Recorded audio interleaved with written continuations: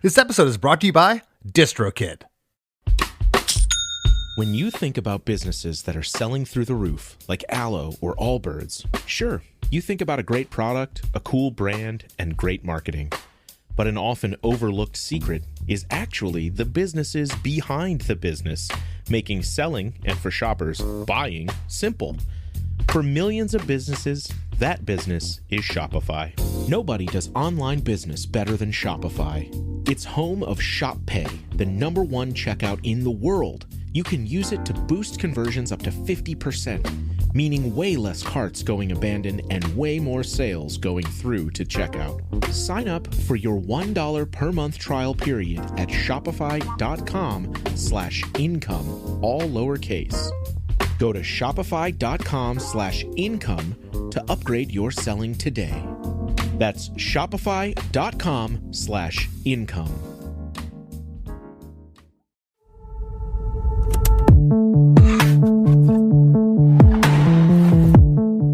Hey everybody, today's guest is Kellen McGregor, lead guitarist for the Denton, Texas metalcore band, Memphis May Fire.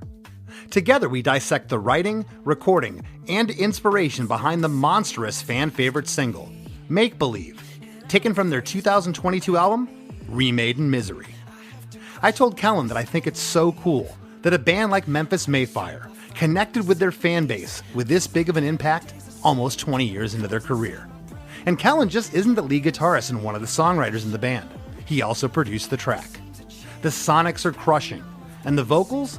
Well, it's one of the best vocal productions I've ever heard on a track this heavy. Vocal production came from Cameron Mizell, who had produced past Memphis May Fire records. And vocal production is an art in and of itself, and Cameron completely nailed them here. Vocalist Maddie Mullins provided the lyrics to this song, and they're as crushing as the sounds he is singing over. So for all this and a ton more, follow us into the land of make-believe. Hey, hey, have you heard? Krista makes a podcast. Hey, hey, have you heard? Krista makes a podcast. Hey, hey, have you heard? Krista makes a podcast. Hey, hey, have you heard? Krista makes a podcast. Well, Kellen, you're one of the busiest men in rock and roll. I want to thank you for taking time between tours right now to sit down with us. I've been chasing you for a while. Yes. This song, Make Believe, came across my radar, probably 6 to 8 months ago now. Yeah. I can't remember where I was, where I heard it. I'm like, this song's awesome. So Thanks, man. First of all, congratulations. You guys have been around since 2006.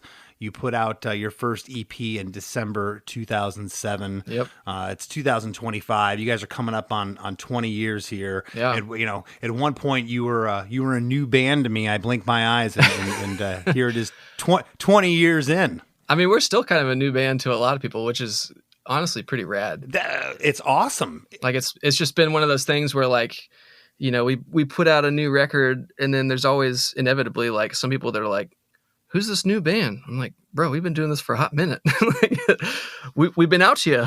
No, that's great. And I'm glad you mentioned that because I wanted to make mention of the fact that Make Believe is from the band's 2022 album, Remade in Misery, which was produced by Kellen himself, which we're going to talk about all that in a moment. But this is late career hit for the band. And I'm seeing that a lot. I'm seeing that a lot more now. I think that, certainly viral videos, TikTok, social media, I think has come into play with a lot of this. We've seen things blow up out of nowhere. Things like Stranger Things have taken, 25-year-old songs and making them Billboard hits again. But that's refreshing to me. And that's really cool because, I don't know if you've ever felt this way, but certainly, I feel like there's some songs, later songs that my bands recorded that kind of got overlooked because they weren't the classics, you know? Yep, I know the feeling, unfortunately. Well, yeah, because sometimes you're like, in your heart, you're like, I think this stands up with anything we've ever done. Or if this was on our first or second album, the fans would freak out. But the fact that it's not, and that's just part of time and memories. And that's what makes songs stand the test of time. But I love that. And the production on Make Believe is over the top. I mean, you're not going to hear this song on a Tuesday night locals only at Applebee's acoustic session. Okay, No, you probably can't not. play this song without. You can't play this song with a guy. If I was in Applebee's and it came on, I would lose my mind.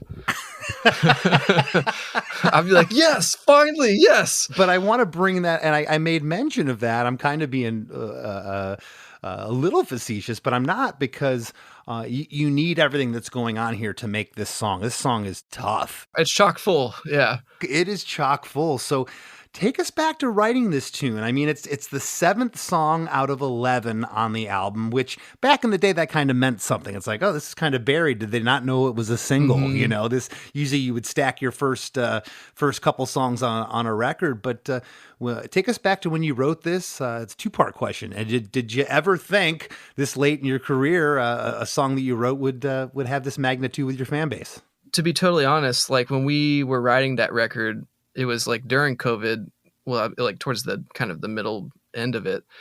And it was nice because it forced us to like not tour. So we're just at home.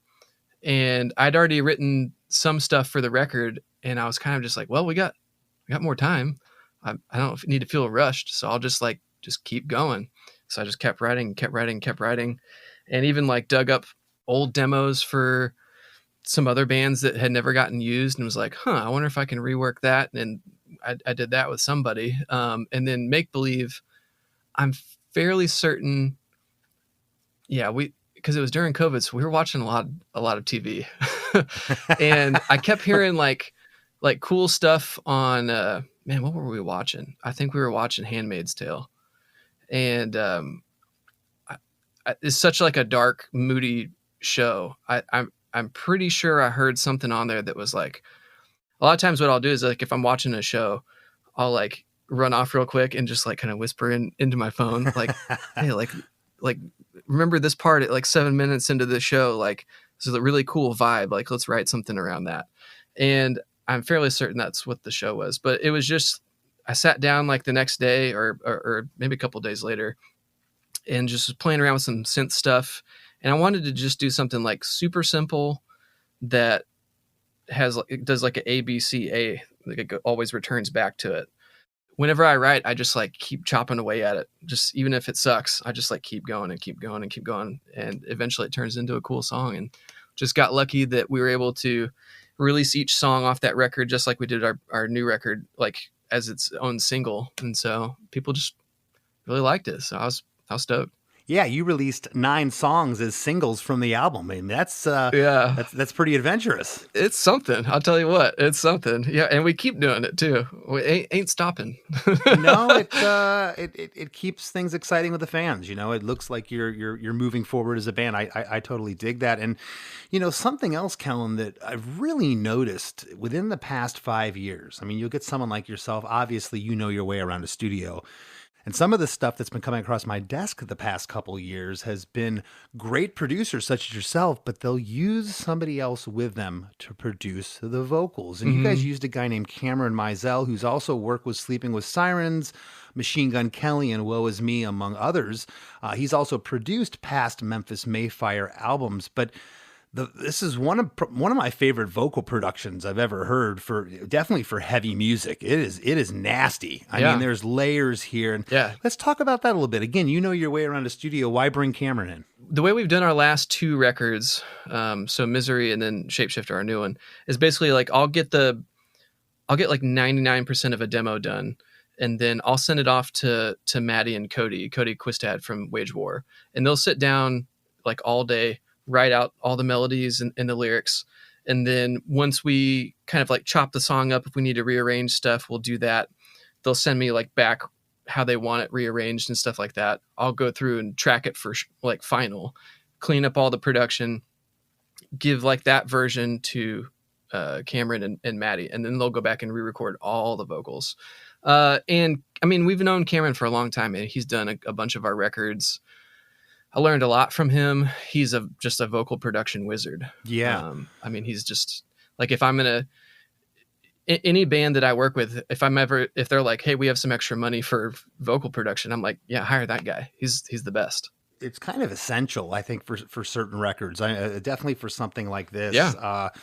You know, somebody that produces vocals. I mean, I can give you a good vocal performance, but producing vocals is a whole other niche in and of itself. And yeah, it's like its own thing. It really is, and how it's layered and how it affects the listener. It is so cool, and I just wanted to point that out because, again, the production, the proof's in the pudding here. You know what you're doing in the studio, as do a lot of these guys, but they'll use these vocal productions, and typically it used to be on big pop albums by dance stars and whatnot. Right. It's not anymore. It's on big rock records. Yeah, it's crazy too. Like me and Cameron, like he brought us in way back in the day, and what was it, 2010 or 2011, and when we did our first record with him, and we had like no money, so we like showed up at the studio and I had to kind of break it to him like, hey, we ain't got no money, we got like $1,000. Can you do this pro bono? Yeah, I mean, he pretty much brought us down there on good faith, and he was like, don't worry about it, we're gonna get you signed to somebody. And he did. He made good on his word. And it was really cool because he and I have a real similar brain in terms of like production and vocal production. So like 99% of the time when I get vocals back from him, he'll have like, 7 tracks of like stereo vocal production. And like most of the time I don't even need to add anything because he's already thought of it. Like he's thought of all the reverses and like the Altar Boy lo-fi stuff and like the super wide stuff. Like, so if I ever add anything, it's like usually pretty minimal, depending on the song. So like a lot of that is just comes straight out of his brain, I love that when you find somebody to complete your sentences in the music world. You sit across from somebody, you get the product, and it's like you said, it's already there. Minus, put a little more top on this vocal or whatever you're gonna, with minor things. But that's great. You can sit in the chair and feel comfortable knowing the stuff you have handed to you is awesome with somebody like Cameron. Yeah, it's great. Very cool. I want to jump into this song. It's 3 minutes and 49 seconds. Right off the top, there's a synth swell, and it sounds like, I don't know, 2 strikes of a typewriter or a computer keyboard or a door slamming. What is that sound at the top? I'm pretty sure I have like a sample like library organizer thing, and I have just like a bunch of Foley stuff that I downloaded. And so I'm pretty sure what I did at that time was I just pulled in like a bunch of Foley and just started chopping it up at the transients and then just making kind of beats out of it. I always like to do weird stuff like that. Yeah. And one of them, I'm pretty sure I think it's a tape deck is what it is. Oh, it's like a tape being pushed in. That would make sense. That's what it sounds like. I was also going to say a big reverb room, almost like a big book closing or something. That's what it kind of sounded like. Yeah. It's definitely like 6 tracks of Foley just all coming in and out at different times. Well, this is followed by an atmospheric trance with sampled drums and synths and sounds panned off left and right. And we get this low synth bass that continues into verse 1, the low synth, and then the vocals start.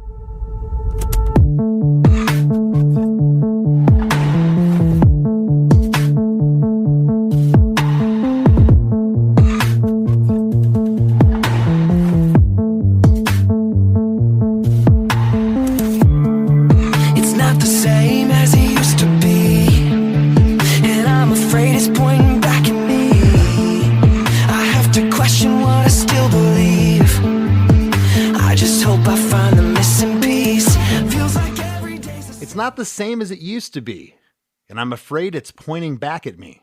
I have to question what I still believe. I just hope I find the missing piece. Yeah, I remember Matty talking about that, and I remember when he when he sent me over the demo, he was like super pumped because this is a song that, it was like I said, it was during COVID. It's all this crazy stuff happening. You seeing stuff on the news, you're hearing this and that on the radio or whatever. And it's just like everything was up in the air. Who knows like what to believe. The whole world had shut down. And so I think a lot of it is really based around just like everything is going crazy, even in your own internal like fight within your own mind of like what to believe, what's going on in your own life. And he really based a whole song around that, and it turned out awesome. That's great. And is he the primary lyricist, Matty Mullins? Oh, yeah.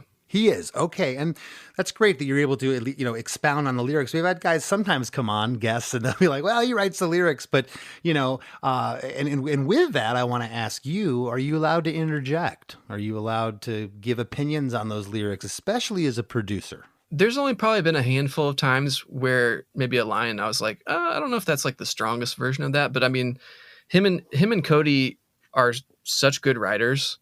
I mean, they've been, like when you write hundreds of songs, you eventually get really good at it, I would say, at least most people. So, I mean, like 99.9% of the time they send me the demo back and, I'm listening to the lyrics and the melodies. I'm like, yeah, sounds great. Like I wouldn't change anything. It sounds awesome. Well, it sounds like as a producer, putting your band member side over here and taking this side as the producer's chair, that kind of like when Cameron sends you stuff that's done, you're getting stuff that you can focus on the sonics. You're not micromanaging every lyric and whatnot. And that's cool.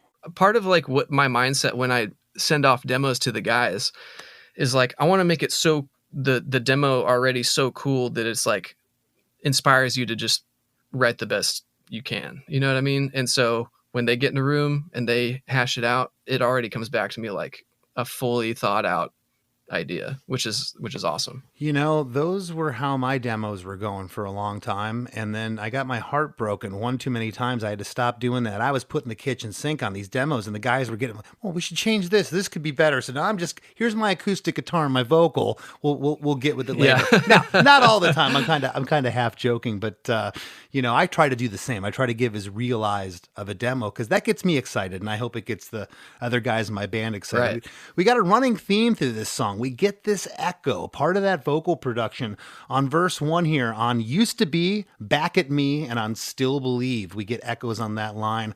On Still Believe, the echo there is noticeably louder than the first two. These echoes are a common vocal theme in the track.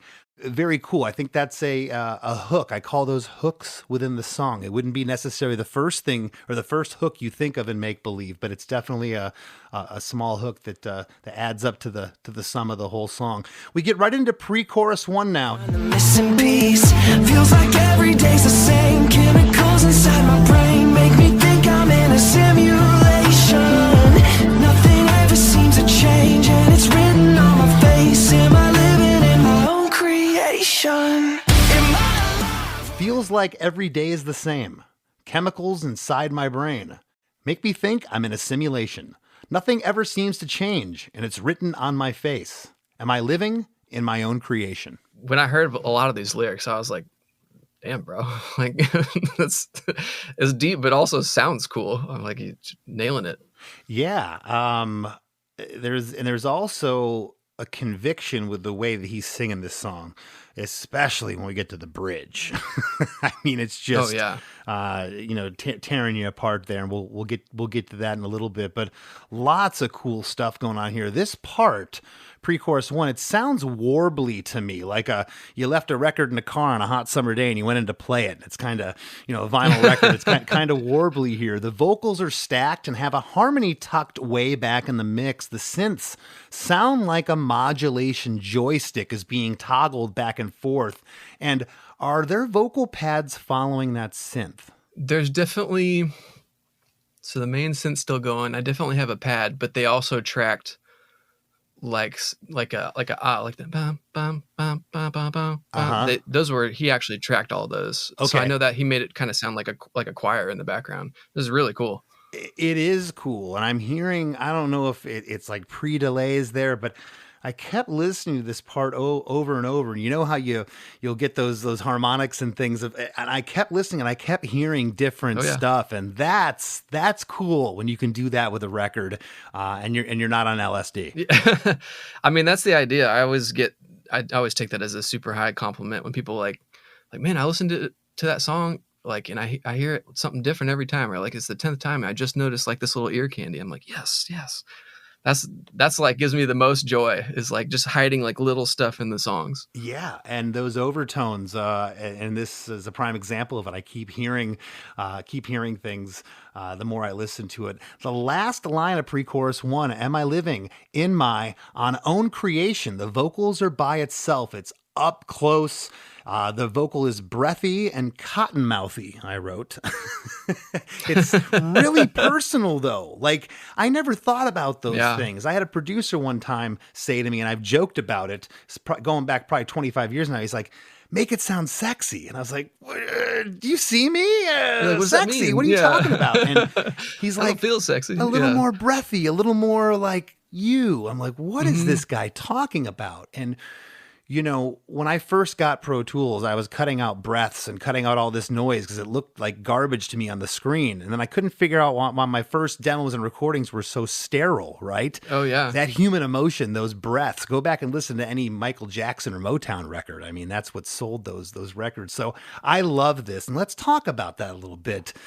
Is that conscious on your mind as a producer? Like, that's a little too dry there. I need more personality. Or is that just the way he delivered it and you picked that vocal take? That's the way he delivered it. I could tell just by the way he did that take when I got the files that I was like, I could tell he wanted like everything to kind of like swell out and it just be a very like intimate vocal moment by itself.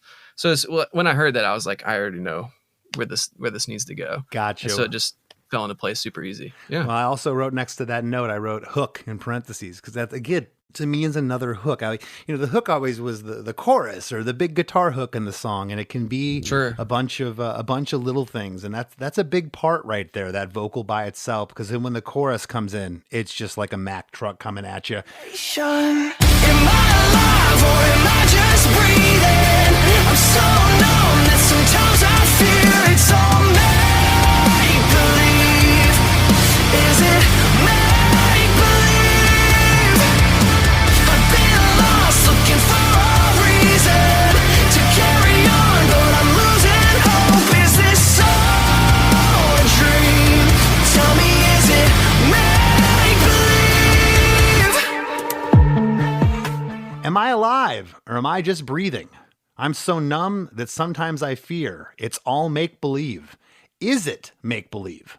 I've been lost looking for a reason to carry on, but I'm losing hope. Is this all a dream?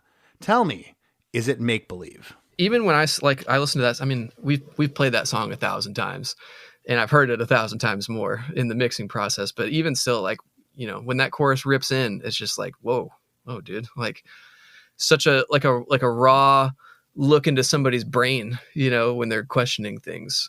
Just, I don't know, just gives me chills still sometimes when I listen to it. I've always loved the thought of make-believe. Even going back to Mr. Rogers, just my imagination, that make-believe, you know, your imagination can take you to a lot of places and it conjures up a lot of images for me, you know, make-believe what? And these lyrics are asking questions too, which I never thought about that in lyrics. I had somebody on the show early on say, oh, I love when a lyric asks a question because it makes the listener think as well. Yep. And I was like, wow, it's kind of like, songwriting 101. It's engaging, yeah. But it's something I never thought about before. So we're getting questions asked here, which is cool. That echo theme is present. Chorus 1. It's after just breathing, we get an echo. We get a echo on the first two make-believes and an echo on reason here. The drums are thunderous here. Huge drop D stereo guitars, bass,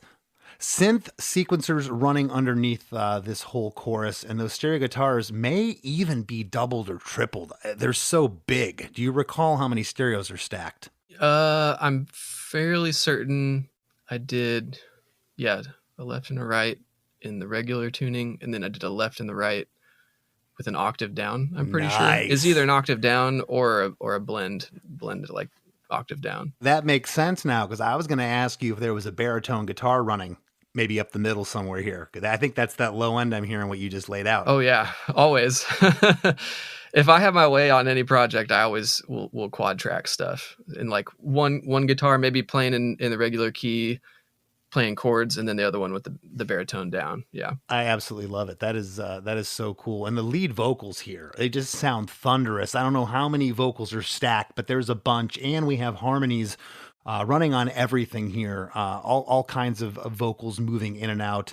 Such a huge production. Right out of chorus 1, we get into an 8-bar turnaround. A funky synth comes in, and the phrase "make believe" is repeated like 2 times, and we get a really cool drum fill to take us into verse 2. And the other 2 times here, the guitars and synths are kind of going meow, meow, meow, like make believe. So at first it sounded like 4 vocals to me. I think it's just on the 1 and 3, the make believe, and the other 2.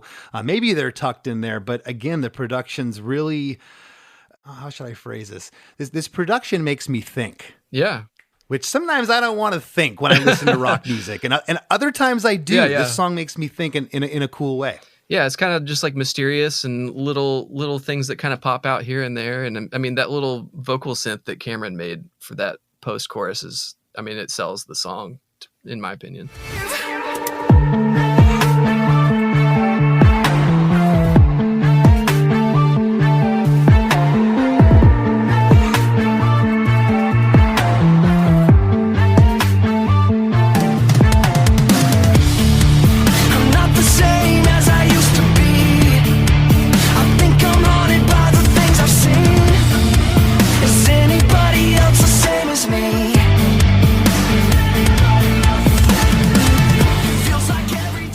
I'm not the same as I used to be. I think I'm haunted by the things I've seen. Is anybody else the same as me? Is anybody else the same as me? So again, you're posing questions. I know. The whole song is just a big question, pretty much, if you think about it. Yeah, I mean, it's just, it's a cool insight into, you know, I don't want to speak for him necessarily, but something that I think he was truly feeling at the time, you know, as a lot of people were. I think that's maybe why it, you know, even not just in that time period, but just something a lot of people go through is like, yo, I'm feeling weird about something. Like, am I going crazy here? Or is this all in my head, or am I actually like right on this? Well, yeah. And if I take myself back to that time period, the whole pandemic, I think I felt like everybody. After a while, you just, you know, it was exhausting to keep waking up with a question mark. Like, what's the day going to be like? Sure. What's the news going to be like? Yeah. It was kind of a lot of turmoil going on. And these lyrics definitely reflect that. Drums, bass, stereo guitars, and a synth track are all in here. We get those echoes on the first 2 lines on Used to Be and Things I've Seen. On the 3rd line, the drums cut out on this 1 line before coming back on the last line. There's also on that, is anybody else the same? What I'm calling the 3rd line out of 4. There's also another low, growly vocal, mixed way low. It's tough, but it's mixed and pushed way back, which adds a really cool texture. And then the last line is anybody else the same as me. It's like a call and response line, more like a backing vocal there. This is what you wanted. I can't believe you got the best. Hey everybody, don't go anywhere. We got lots more coming up with Kellen McGregor after a few words from our sponsors. Looking to elevate your music career? DistroKid is a digital music distribution service that enables musicians to distribute their music to online stores and streaming platforms such as Spotify, Apple Music, YouTube Music, Amazon, Tidal, and many more. DistroKid collects earnings and payments, sending them to you, the artist. With DistroKid, artists unlock a world of possibilities. From easily paying collaborators with splits to securing your music with DistroLock, DistroKid covers all bases. Plus, you can promote your releases with Hyperfollow and create eye-catching visuals with the Spotify Canvas generator, all for free. But that's not all. Introducing the DistroKid app, now available on iOS and Android. Artists can manage their releases, view streaming stats, and withdraw earnings, all from the palm of their hand. And for those looking to perfect their sound, check out Mixia. With its simple interface and customizable mastering options, artists can make their music sound polished and professional within minutes. And don't forget about Instant Share, DistroKid's newest feature. Share large files securely with collaborators, producers, and more, ensuring your music streams at the highest quality. Ready to take your music to the next level? Download the DistroKid app and explore their suite of tools today. Plus, listeners can enjoy 30% off their first year by visiting distrokid.com/VIP/DeMakes. That's distrokid.com/VIP/DeMakes. When it comes to what your family eats and drinks, you know your choices matter. You're the expert because you know what fits your life. And getting it right starts with good information. That's why America's beverage companies are sharing more information about our ingredients at goodtoknowfacts.org. No spin, no judgments, just the facts straight from the experts for more than 140 beverage ingredients. Visit goodtoknowfacts.org. This episode is brought to you by State Farm. Listening to this podcast? Smart move. Being financially savvy? Smart move. Another smart move? Having State Farm help you create a competitive price when you choose to bundle home and auto. Bundling, just another way to save with the personal price plan. Like a good neighbor, State Farm is there. Prices are based on rating plans that vary by state. Coverage options are selected by the customer. Availability, amount of discounts and savings, and eligibility vary by state. Upgrade your laundry routine with a durable and reliable Maytag laundry pair at Lowe's. Like the new Maytag washer and dryer with performance-enhanced stain-fighting power. Designed to cut through serious dirt and grime. And what's great is this laundry pair is in stock and ready for delivery when you need it the most. Don't miss out. Shop Maytag in-store or online today at Lowe's. Men need a store that has the right thing for their thing, like a Kenneth Cole suit made with Choflex fabric to keep them cool at their cousin-in-law's third wedding in the middle of July. Whatever the thing, Men's Warehouse has the clothes for it. Love the way you look, Men's Warehouse. Experience a membership that backs what you're building with American Express Business Platinum. Enjoy complimentary access to the American Express Global Lounge Collection and a welcome offer of 200,000 points after you spend $20,000 on purchases on the card within your first 3 months of membership. American Express Business Platinum. There's nothing like it. Terms apply. Learn more at americanexpress.com/business-platinum. Hey everyone, Chris DeMakes here, and I've got some exciting news. Chris DeMakes a Podcast is now on Patreon. Your support is what keeps this show going, allowing us to bring you deep dives into amazing songs from incredible artists every week. When you join our Patreon at chrisdemakes.com, you'll get instant access to hundreds of episodes of The After Party, our weekly bonus show where producer Chris Fafalius and I talk music history, trivia, tour stories, classic albums, and whatever else comes to mind. Plus, you'll get early ad-free episodes of Chris DeMakes a Podcast, unedited video versions of each episode, and, of course, a brand new episode of The After Party every single week.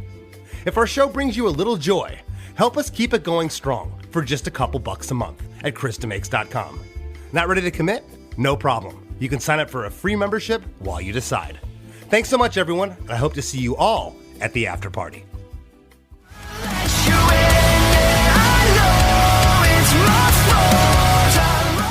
And now, back to the show. Right out of verse 2, we get into pre-chorus 2. And I got to ask at this point, Kellen, of the song, I haven't asked this yet. Do you recall, was there a demo of the song, and was the song shell and arrangement pretty much the same at this point, or did it go through a lot of changes? Yeah, it was pretty, that's one of the few songs I feel like they didn't really chop up all that much. Sometimes I'll get like the demo back and it's like, hey, we're killing the second pre-chorus. We're just going to jump straight into the chorus, or we're going to like take this breakdown and we're going to move this over here. But if I remember correctly, is pretty similar to the demo. I love a good pre-chorus, so. Oh yeah, and this is a good one. Why are some songs easy like that? You get the demo and you're like, I didn't have to edit much or anything. This song just wrote itself. Yep. And in this instance, Make Believe ends up being one of your classic tracks, one of your fan favorites, an iconic song from your band. Other times, you labor over a song. Yep. You get it. You're convinced this song's great. It just isn't arranged correctly, whatever. And you work on it. And then you might listen to it later on, a couple years down the road, and you played it live once. It laid there like a dead animal, and you're like, what is the deal? And I can't wrap my head around that phenomenon sometimes. Yeah, it's weird, man. Like you write songs for so long that it's really easy to get into like a groove of like how you do your songs. And so sometimes trying to like snap out of that while also maintaining like a structure that everybody knows is tricky. And getting the flow right is tricky. And we just got lucky that this is one of those songs where it just like the flow is just perfect. It just flows right through, and then everything makes sense. Nothing feels out of place. It just worked like that. I don't know why I thought that was going to be your answer. Call it intuition or what you will, but I kind of thought you were going to say that. Like, no, the demo, you know, this was kind of the song. Although the flip side, if you would have said to me, "Oh, I labored over this song for 6 months, and you know, we had to work it forever to get it to where it was at," I would have believed that too. So it's. But it's cool to know, and I kind of thought that was this kind of song. It just sounds like, just for whatever reason, sounds like the idea was solid and it was there. Pre-chorus too. Feels like every day's the same. Chemicals inside my brain make me think I'm in a simulation. Nothing ever seems to change, and it's written on my face. Am I headed for my own damnation? It's the same overall instrumentation and lyrics, except the band is all in here on pre-chorus 2. Drums, bass, and the stereo guitars chugging along. They sound absolutely menacing. The lone lyrical difference is damnation on the last line. Am I headed for my own damnation? On the first pre-chorus, it was creation instead. Why the lyrical change there? Why that one word? Do you know? To be honest, I don't know, but it sounds cool. I mean, I think it's just posing more of like sometimes it just sounds cool. It's rock and roll, right? That's what it is. I think sometimes when I feel like when him and Cody write songs, it's like if they keep the pre-choruses the same, or maybe if they keep a chorus like 1 and 2 the same, or 2 and 3, I think you always try and have like a little bit of like a turn where there's like the question goes a different way, or the thought goes a different way. And so I thought that was just a cool way of doing that. No, I think it's awesome. And I don't think this song was written with any type of religious purpose, but I like almost biblical reference of, your creation and then damnation. That was definitely intentional. Like knowing them, it definitely was.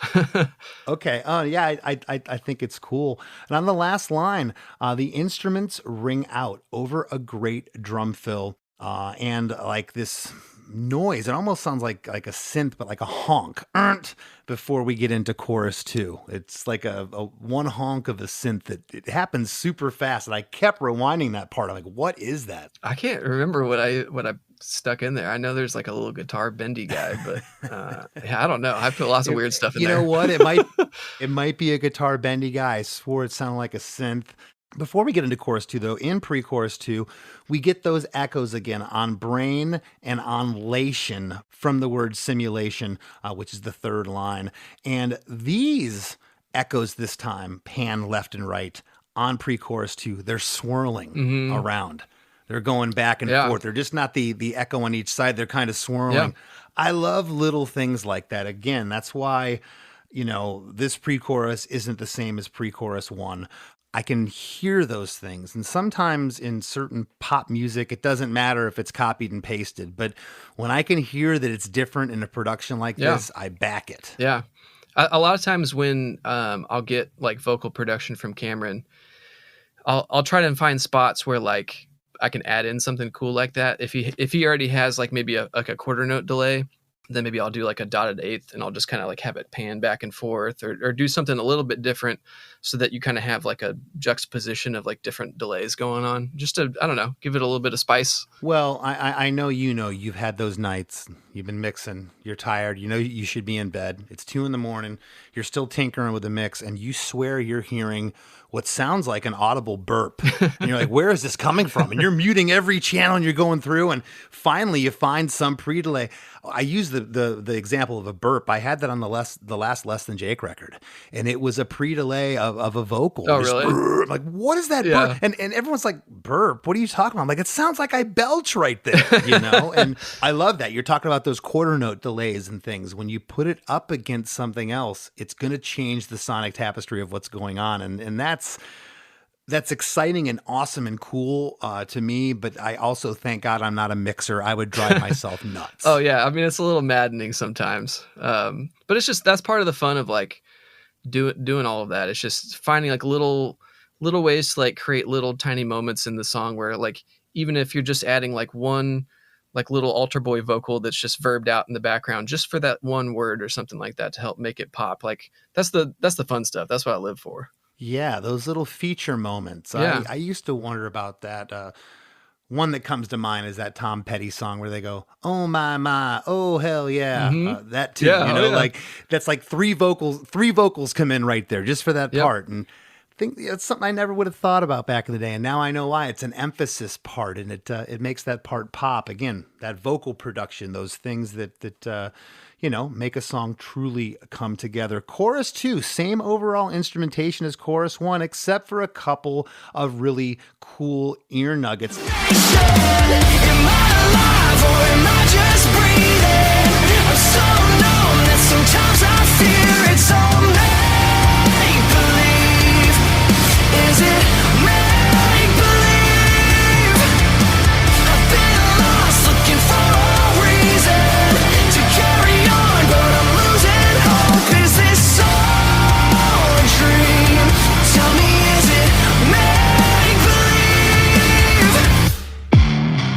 About halfway through, I've been lost, looking for a reason to carry on, but I'm losing hope. We get these like ooh backing vocals tucked neatly in the mix. This layer is not in chorus 1. We get an echo on All a Dream at the end of chorus 2. That was not in chorus 1, that echo. Let's talk about that, for instance. Why there? Why not the first time? Was it an accident that just ended up being left there? How'd that come about? Do you remember? I'm pretty sure I added that later, if I remember correctly. I think, like I said, I was just trying to find, like, Cameron had already done so much, and I had, you know, probably like 8 tracks of vocal production from him already. And since, like I said, we have such a similar brain when it comes to that, he'd already thought of that. But I always, like I said, just try and find like little spots, just add a little extra flavor on there. I do remember like there was like some oohs and ahs in the background, and normally like bands want that stuff like pretty hot in the mix, and I'm fairly certain Matt was like, no, turn that down. It's like that needs to just be like a feel thing, you know, like maybe you don't notice it right away, but you kind of feel it. Right. Well, probably my favorite part of the song. This sounds mean, and the more I listened to this bridge part, I was like, okay. I could see. I love this now, but if I was 16, I would have been going nuts. This part just has kind of has everything. If you're into heavy music, amazing use of dynamics in this bridge. The vocal is stuttery. It's like glitching here. The guitars are super distorted and processed, and there are sampled drums in here. This reminds me of like a 90s hardcore mixed with like a rap rock vibe in this bridge. Yeah, it doesn't sound like a retread or a ripoff. It sounds fresh, but it's just got kind of like a familiarity to it. I really dig it. Am I glitching in and out again? When the game is over, will I see the end? Maybe they just forgot to plug me in. The screen is black, and now I'm saying red.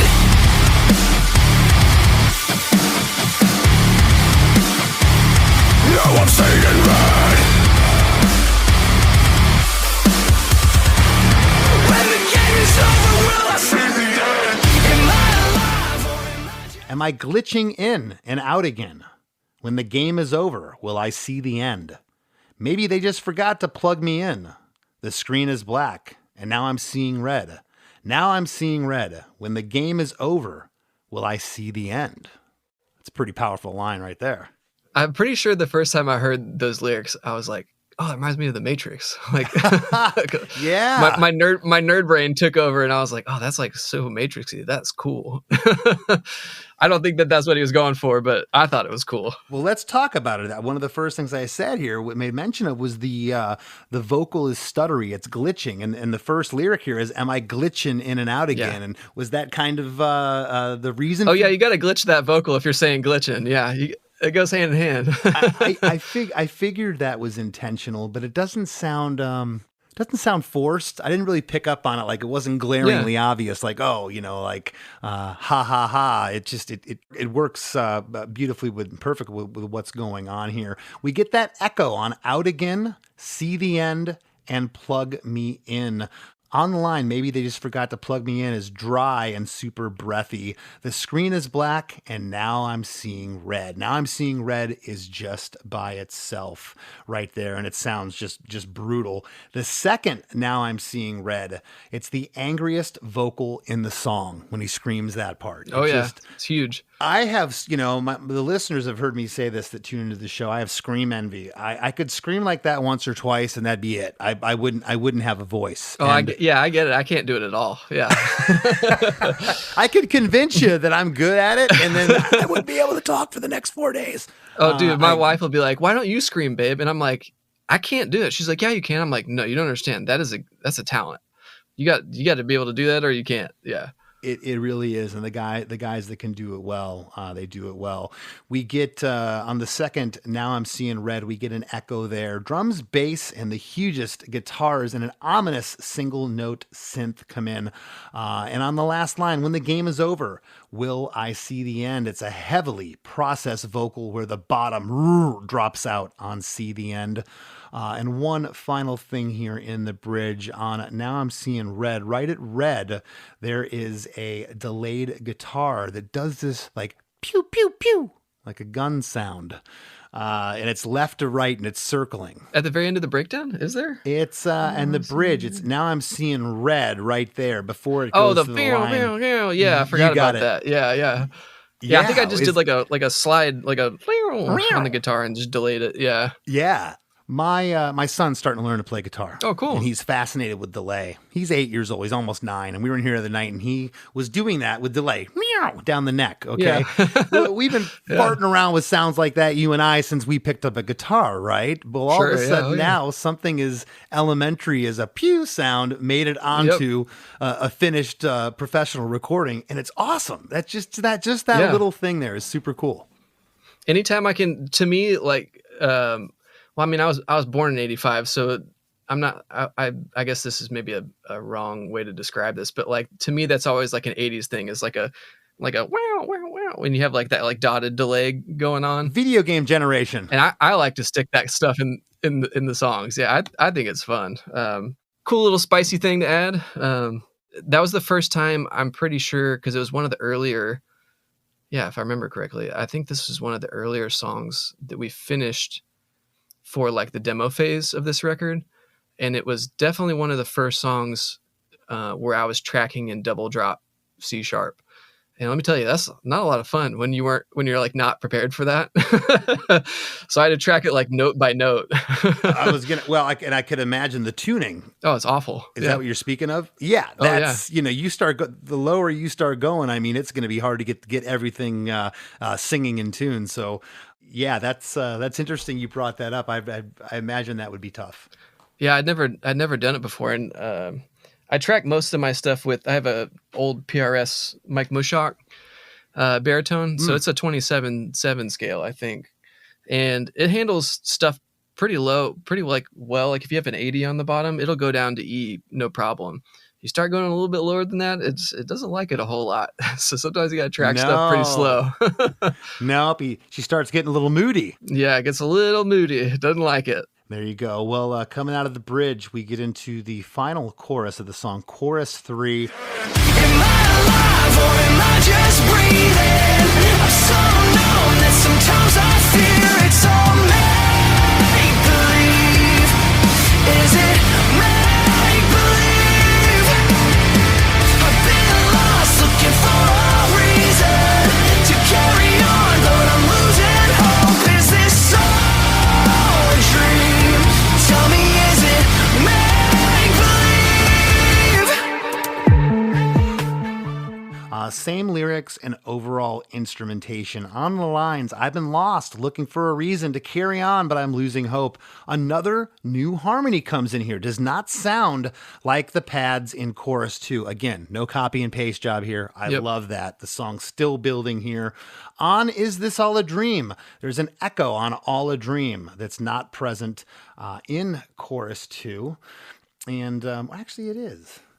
Yeah, you might be. I mean, the stuff that you pick up on is wild. It's you're like mentioning stuff that I'm like, Damn, did we really do that? That's cool. I take that back. I think my initial note here, and by the way, I probably should have been a doctor, Kellen. The chicken scratch on here, I'm surprised I can even discern any of it. Oh, dude, mine's horrible too. Yeah.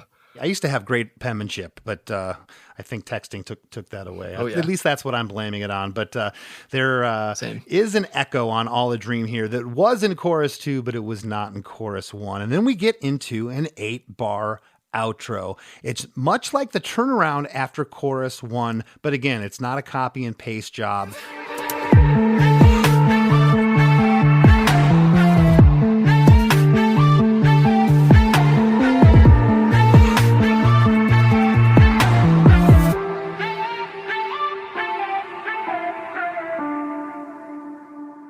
The last thing we hear is like 4 single synth notes, and the track, all 3 minutes and 49 seconds of it, comes to an end. And you're, producing the record, you're mixing the record. You guys did everything yourself, and now you're listening to the album back as a whole.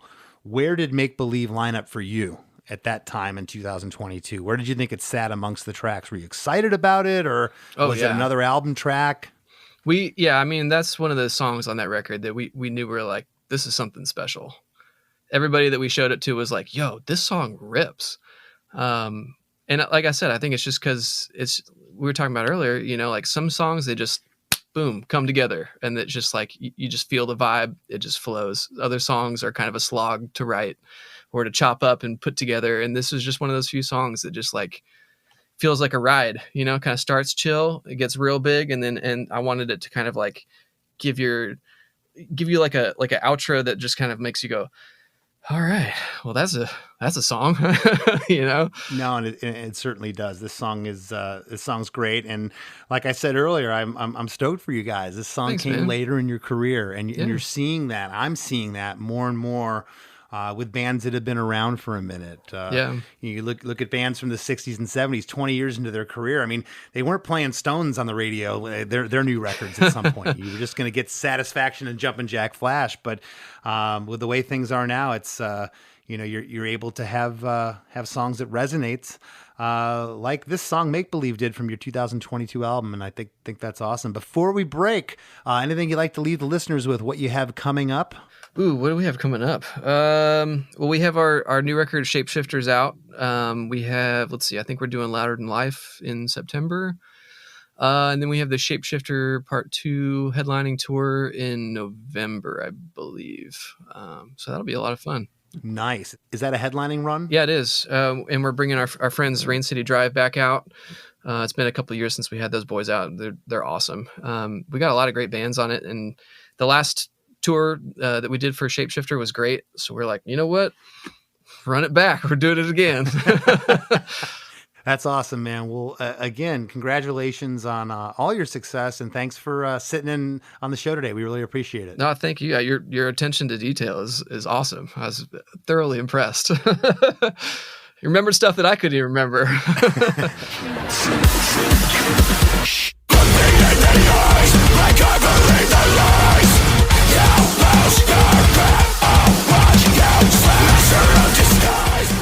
Hey everybody, I hope you enjoyed that conversation with Kellen. He's an awesome producer and musician, but he's an even better guy. And we have lots to talk about in the rap segment that's coming right up after a few words from our sponsors, so don't go anywhere.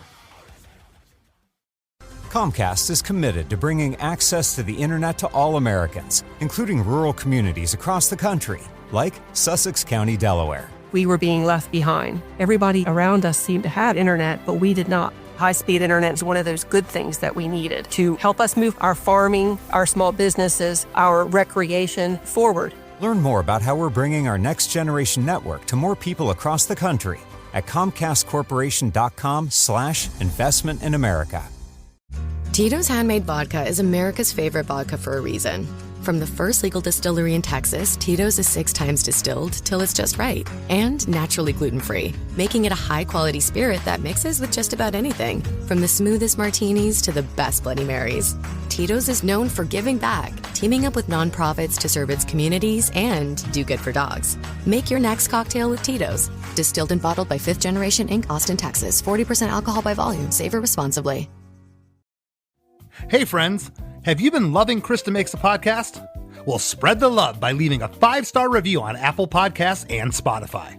Don't hesitate to share what you enjoy about the show in an actual written review on Apple Podcasts. Not only does it help more people discover us, but we often read reviews in the rap segment of the show. It's a quick, cost-free way to support us and takes just a minute of your time. Your reviews mean the world to us and help us keep the podcast thriving. Thank you for being a listener, and thank you for being a friend. As we near the end of the show, here's a band you might not know. Welcome to this week's Band You Might Not Know. If you'd like your band to be considered for Krista Makes a Podcast, email your best song via MP3 only and a short bio to bandyoumighttnotknow@gmail.com. This week's feature artist is Adios Fatso, a DIY indie rock punk band from Boston, Massachusetts. Their mantra is life is short and so are our songs. They pack sharp hooks, restless energy, and unapologetic attitude into compact bursts of sound, designed to grab your attention and keep it no filler and all punch. Here's a snippet of their song, WTF. It's the way you like to go. Saying much, doing none. You won't see me on this train. Get that shit away from me. I'm operating bullshit free. The Wrap with Chris and Chris. So, Chris, I think Kellen is proof that you can take inspiration from anywhere, even a television series like Handmaid's Tale. You could be watching it, hear something cool in the episode, some little piece of music, and be inspired by that, and then write a giant song for your band.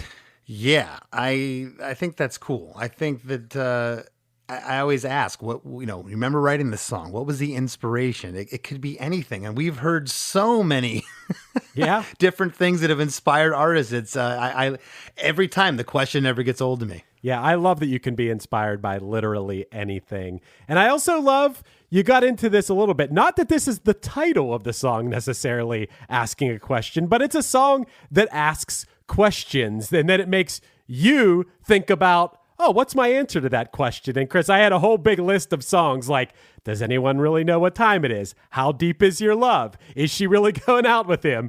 Will you still love me tomorrow? How will I know? Isn't she lovely? Should I stay or should I go? And do you really want to hurt me? All songs that I could think of that ask a question. And I think that's a great approach for a song. It is. It's engaging.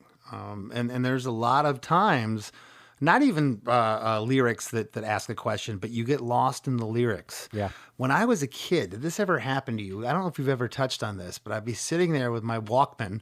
I'm going back a few years here, but it'd be a cassette Walkman, and it would get to the end of the song, and I would realize that I'd have to rewind it because I didn't hear the last half of the song because I was zoning out on a lyric from the second pre-chorus. Wow, okay. And that kept me thinking about that in my own life and whatever I was thinking about at 11 or 12 or 13 years old, listening to this, to where it encapsulated the rest of the song I had to go back and listen to because I missed the rest of it. That's pretty interesting that you remember that. Yeah. I also thought it was really cool, Chris, that, you're talking to Kellen in a twofold manner here because you're talking to him as a member of the band and a writer, but also as the producer of the song. So it was cool to hear like double perspective there. And I also thought it was awesome that he chopped up like Foley sounds to create certain vibes in the song. I don't know if I've ever heard anyone, maybe it's happened once or twice, but like that's interesting because you're taking something that isn't in its original form musical, but then when you lay it in there and you chop it up, you can make it musical. Right. No, I thought that was really cool. I also thought it was cool that he said his bandmates, in particular, lead vocalist Maddie Mullins, who writes the majority of the lyrics, that they come in with full compositions. Mm-hmm. You know, he trusts their instinct, as well as vocal producer Cameron Mizell. He hands them the vocals. They're stacked. He doesn't have to do much to it, and that's refreshing. Dude, you're right about the vocal producer being its own thing, too. I know in my experience, we like to take, even if we'll produce the rest of the song in our band, we like to have someone do the vocals. Yeah. Produce the vocals, because that in itself is a very specialized thing that, aside from the rest of the music, you need someone who's skilled in that to get a really great take. Oh my gosh. I go back to our first recordings as a band. Yeah, guitars were out of tune, drum performances, bass wasn't great. I can live with most of that stuff. It's the vocals. You go back, You're like, man, if I just would have had a little more time, or somebody that could have coached me. I thought I was, at the punk club up the road. Okay, go, start screaming. We're going to hit record. Right. But that's what you knew at that age. Yeah. I could tell during this episode, Chris, and I think it comes through in his voice. I know it's an audio podcast, but I could see it in Kellen's face that he enjoys production. It's fun for him. It was fun for him to talk about it. And I can imagine when you're good at it and you know what you're doing, that getting in that session is like being in a playground. You're in a sandbox where you can do so many things. And if it's a chore, I think that's going to come across in the song. But if you're having fun with it, it's almost like what Ben Lee said when you're writing the song. If you're having fun writing the song, if you're having fun recording the song, then it's going to be fun to listen to. Same sort of thing here. If you have fun producing the song, it's going to be fun to listen to in the end. Yeah, and I think Kellen's productions are absolutely awesome. And I'll tell you whose other productions I think are awesome, Chris. Are you going to say your podcast producers? No, that's not what you're going to say. And this might be one of the worst segues we've ever had here at the end of an episode. Yes, I'll tell you our after party, where you can find bonus episodes of the after party over at ChrisDeMakes.com. When you sign up for our Patreon, that's a pretty cool, well put together production as well. That's what I was going to say, Chris. There you go. Now you tied it together. ChrisDeMakes.com for $5-10 a month. You help keep the lights on here. We pay our bills. We're happy. You're happy. We all get a great listening experience, as well as keep those 5-star reviews coming. Not 4-star reviews, not 3-star reviews. Those 5-star reviews on Apple Podcasts coming. Chris, I know you got one ready to go for us. Of course I do. I got a 5-star review this week, Chris, from Squatch Yourself. Squatch Yourself gave us 5 stars and said, Chris DeMakes a masterpiece. How about that for a title to a review? Whoa. And Squatch Yourself said, this show is brilliant, and Chris has the ability to break down such an eclectic catalog of songs from so many eras and genres without judgment. His appreciation for the process of songwriting is a breath of fresh air and is evident in the guests' reactions to his dissection of their art. Also, Look What Happened never gets old. Little shout out to Less Than Jake there at the end, too. I'd say that's a pretty good review, Chris. Squatch maker? Squatch Yourself. Squatch Yourself. Oh, I felt like watchmaker, Squatch maker. Well, Squatch Yourself. Thank you very much. And yes, Kellen even mentioned that at the end of the episode, Chris, how he was impressed at the breakdown. And that's what we go for here, man. We're trying to take it to the nth degree of songwriting, right? Well, one thing I wanted to say too, Chris, that I thought was awesome, it's something to keep in mind, not only for your band, but also for our podcast, we could say too, he said you're always a new band to someone. Hey man, Less Than Jake's been around forever, but you're still new to someone who's never heard you before. Same thing goes for Chris DeMakes a Podcast. If they've never heard our podcast before, even though we've been around for 5+ years, we're new to them. So if you know somebody out there who you think, a songwriter or a music fan in general, who you think might like our show, send them an episode or two and tell them to check it out. Now, if I can just get the plastic surgery on this face to match the newness of our show, Chris. Oh, you look great, Chris. You look better than ever. I seriously mean that. Well, you look great too, Chris. And thanks to each and every one of you for tuning in week after week after week. We appreciate you. And want to thank this week's guest, Kellen McGregor, for sitting with us. And we'll catch you next week. If you're a band, artist, record label, or business looking to get your message out to a passionate audience of music lovers, consider advertising on Chris DeMakes a Podcast. We'd love to help you connect with our listeners in a meaningful and authentic way. Just drop a line to my producer, Chris Fafalius, at chrisfafalius@gmail.com. That's Chris, FAFALIOS @gmail.com. If our listener base sounds like it might be a good fit for you, reach out and we can talk rates and discuss the best way to effectively get your message across. Each week on the One Hit Thunder podcast, we take a look into a one-hit wonder band or artist to determine if they deserved more success or if they were lucky to even have a hit at all. With new episodes every Wednesday and special guests from the worlds of music and comedy, we always have nonstop fun, and maybe, if we're lucky, we discover some new favorite music. So if you love great songs and you often find yourself asking, whatever happened to that band? Check out One Hit Thunder wherever you get your podcasts. Doug. Here we have the Limu Emu in its natural habitat, helping people customize their car insurance and save hundreds with Liberty Mutual. Fascinating. It's accompanied by his natural ally, Doug. Limu, is that guy with the binoculars watching us? Cut the camera. They see us. Only pay for what you need at libertymutual.com. Liberty, liberty, liberty, liberty. Savings vary. Underwritten by Liberty Mutual Insurance Company and affiliates. Excludes Massachusetts. What are your holiday traditions? Putting up a minimum of 6 trees? Decorating every room with a different theme? Whatever it is, here's one way to make those traditions extra special.